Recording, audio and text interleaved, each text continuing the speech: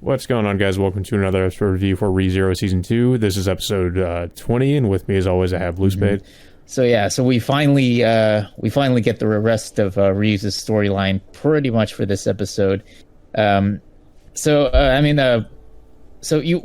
we started the recording, you did mention that the first scene we saw in this episode was not originally in Arc 4, right?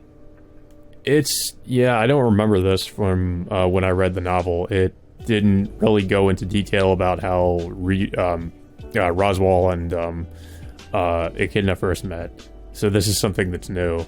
Either it's something that's new or it's something that happens later in the novels and they may have just rearranged. I'm not exactly sure. But yeah, I was kind of surprised when I saw this because I did not remember any of this happening. But it is interesting nonetheless. I mean, it kind of makes sense because, taking into account Roswaal's comments later about him. I mean, we already knew this, that he's obsessed with Echidna and he's obviously in love with her. And this scene seems to really, I suppose, kind of show maybe why, but we just don't really get all the details about it. We just get this one scene, and I kind of wish they would maybe go into a little bit more detail about why that is. Mm-hmm. But we don't really get much of that here. Yeah. I think what what was happening in the scene is I guess he overused one of his abilities and he didn't have enough mana or something like that. Or Echidna mentions that he was overusing his mana or something like that. Yeah. And apparently, I guess mana transfer must work here the same way it does in the Fate series, because she transfers mana through her bodily fluids by kissing him, which I don't know if it was just a romantic gesture or if it was something she was doing just so she could give him the mana he needed. I don't know, but yeah, it was I guess it kind of, the whole time Roswaal was blushing, so it's obvious how he was feeling about the situation. Mm-hmm. We still don't know the relationship between Roswaal and Echidna. I like how the scene was shot too. It's all in black and white, and it's like an old film or something. Yeah, but with the exception of the only part of of Roswaal being in color is his blushing. Yeah, that was a strange choice. I thought it was just him blushing is the only thing in color. Mm-hmm. Yeah, but yeah, it was basically about Roswaal telling his side of the story of how he first met Echidna to Beatrice and Ryuzu, and of course, we still don't know what to make of it, whether or not if there's a relationship between the two. I honestly, to me, I don't think so. I think it was more. After we see that scene, there's not really anything else that has any romantic implications, aside from him addressing her as teacher. That's what I remember from the light novel too, is that there isn't really, it's just him. It just seemed like a normal, I guess you would say a student-teacher relationship, because, there doesn't really seem to be anything else there on the surface. But like I said, maybe this is something that does happen later, or it could just be an anime original thing. So, because I'm sure they'll probably go more into Roswaal's backstory later on in the novels. But yeah, so overall, eventually Echidna does get into the conversation, and then they continue to discuss on how that they're going to plan on finishing up the sanctuary. Unfortunately, somebody comes to the area, wearing pretty much this, almost this jester outfit or something like that, and they have to find a way to fight him off or something like that, and unfortunately they don't have a core to finish up the sanctuary, and of course Ryuzu ends up volunteering herself because she mentions that I guess she has enough mana to become the core for the sanctuary. So pretty much what happens is Roswaal goes out and tries to hold this guy off, and he immediately gets his ass kicked by, he pretty much his entire body just gets crushed and contorted in several places, thanks to this guy whose name is Hector, who is called the Devil of Melancholy. Yeah, I think he's one of the Sin Archbishops, but I suppose he's one of the previous Sin Archbishops because as we know, there were different witches in the past, and there were also different, I guess, archbishops of sin of the witch cult. And I think this guy is the devil of melancholy, or I guess the sin archbishop of melancholy. I forgot which one he was, but when I was watching the episode, I was thinking like maybe he's the Archbishop of Sloth based on the way he was acting and talking, but apparently it's malevolent. Yeah. At first, I almost thought that he was related to Roswaal because of his outfit. Yeah, his outfit, and of course, like part of his speaking style is kind of similar too. But yeah, he like drags out certain words. I noticed. Yeah, but but unfortunately, we don't get much of what happened in this fight because like Echidna does like eventually step in and then tries. Ends up fighting him, but we also noticed like that she does have like past with this guy too. Yeah, I was going to mention that. Yeah, it seemed like they have some kind of a history, but that's really all we get from it. We don't really get anything else about Hector or their relationship or anything like that. I'm sure like it's something they're probably going to go over later, but I guess we're just getting introduced to Hector here. Yeah, I mean, pretty much the last we see of this is apparently there was a huge explosion before this flashback ends, but we don't get anything else. We don't get anything else after this, unfortunately. Yeah, but pretty much the remainder of what happens is, of course, Ryuzu and Beatrice going into, I guess, what was it? The same room where the Ryuzu crystal was, where the factory is, I guess. And Beatrice initially wasn't aware of what Ryuzu intended to do, so she was a bit hesitant to let Ryuzu go through with her plan because she knows what's going to happen like if she goes through with it. And of course, like Ryuzu does eventually say her goodbyes, and then of course Beatrice like reluctantly doesn't want her to go through with it because she eventually just found her to be a friend over the time that they spent together. Yeah, it really kind of gives us a little bit more insight into Beatrice's character, and that she had a friendship with Ryuzu. Yeah, but yeah, they kind of I mean, you feel bad for both of them now that Ryuzu has to become the core, and then Beatrice is basically like loses a friend. But yeah, that's I kind of figured in this episode that they were going to rearrange this flashback because it was originally supposed to happen during Emilia's trial, but I think it probably was a good idea that they put it here instead, and it kind of made more sense considering it was they were confronting Roswaal, and either Roswaal or one of his ancestors was involved in this. Yeah, so we do transition back into the present day with Subaru demanding that Roswaal surrender because supposedly he did end up changing the prophecy or something like that. Of course, Roswaal, of course, refuses because he still feels confident that his plan is gonna, go through over Subaru's, thinking that Emilia is gonna end up failing her trial again, and of course, like pretty much run back to Subaru like in tears. But of course, Subaru shoots back at him, saying pretty much berating Roswaal about the way he believes things are gonna go about.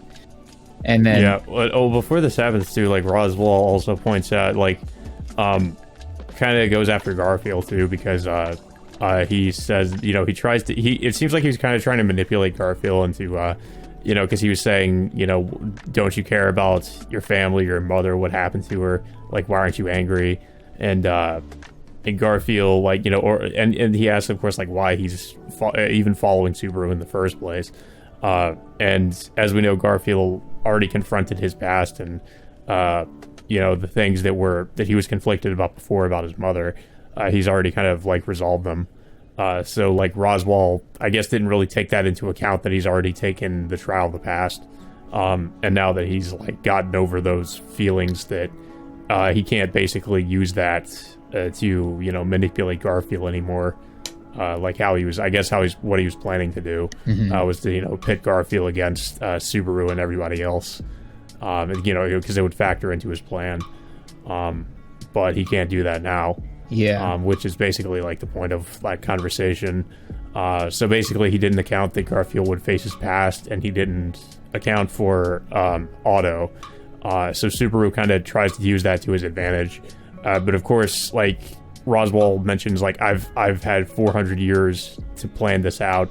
How can how can an ordinary person like you, beat me or something? I guess he kind of just goes into a rant, and starts like it like this is kind of like the first time like Roswaal's really gotten like really emotional like this, or just gotten really angry, it seems, and really just gets in Subaru's face too, and just because it seems like he's kind of pissed actually. Yeah.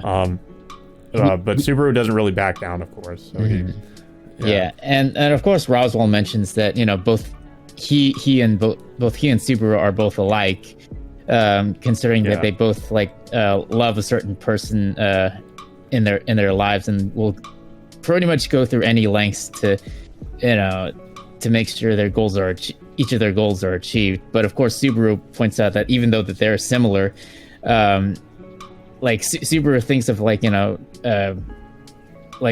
thinks of some kind of positive way to go through things, while in Roswaal's case he thinks of the negative. So something like that. Yeah. So pretty much, yeah. That's pretty much where we leave off the conversation. Because he Subaru realizes that he's not gonna have Roswaal surrender up to this point. So it looks like Subaru is gonna go out again and try to finish whatever he needs to do, and of course, not too much of a spoiler, but obviously, I believe the next step would be to try to solve the problem with the mansion. Yeah, because it's pretty much everything Subaru needed to do with the sanctuary has more or less been achieved. He just kind of needs to prevent what's going to happen in the mansion. So that's what's going to happen next. I also remembered that Subaru demanded that Roswaal call off the assassins that are attacking the mansion, but of course, but of course Roswaal refuses because he still wants to go through whatever he's trying to plan. But yeah, that's where, like I said, that's where we leave off on that. But we also go back to the temple, the trial temple, whatever that place. The tomb where Amelia's at, and then she gets out, and then she gets greeted by Rom in the end, and then that's where the episode ends. Yeah.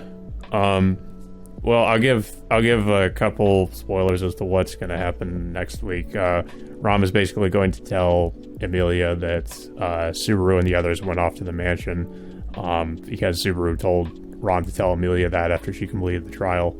And I suppose the next week's episode is going to we're going to go back to the mansion again. And that'll be interesting because now, Subaru has Garfield with him, which will definitely increase his chances. Yeah, and I think we're pretty close to the end right now. I think we only have maybe 6 more episodes. I think maybe 4 or 6. I can't remember the episode count. It could be 4 because it's hard to say because they're so. As far as I can tell, that they're getting close to the end of volume 14 content from the light novel, and then there is a whole nother, I guess, volume 15 after this of content that still covers arc 4. So they're pretty close to the end, but they still have a little ways to go. Yeah, but yeah, I also should mention that we finally get to see the ending visuals in this episode too, because while we did get the ending in the other episodes, we actually didn't really get to see what it looked like, and we finally get to see it here. And Blue Spade mentioned before we started recording, it seemed like they put a lot of budget into the ending, and it's there's not much animation or anything like that, but it does look really good.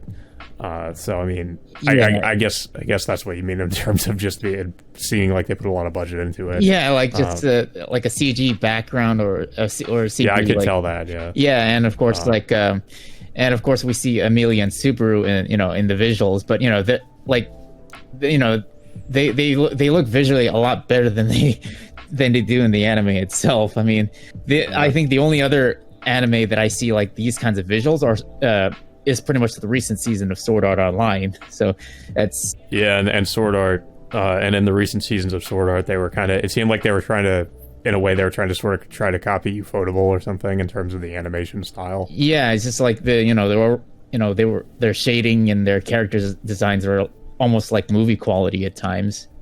Yeah, it did kind of remind me of that, like something Ufotable would do. But yeah, I overall I did like this episode. It pretty much. I mean, I still have a lot of some questions as to what happened. I mean, we don't even know what happened in the fight between Echidna and Hector, and there's still a lot we don't know about Roswaal himself, because we don't know if like this is like literally the same Roswaal from the, what was it, in the 400-year ago flashback, or if like he's or like if some people are saying that he's being this is like a different Roswaal being possessed by the Roswaal from the past or something like that. So there's just not a lot we know about the character as far as we know. Maybe they'll have more about Roswaal and possibly another arc, or I mean, because I kind of don't really expect them to go over his backstory and for the rest of the season or anything like that. So I guess we'll probably get that if we ever get like another season of ReZero.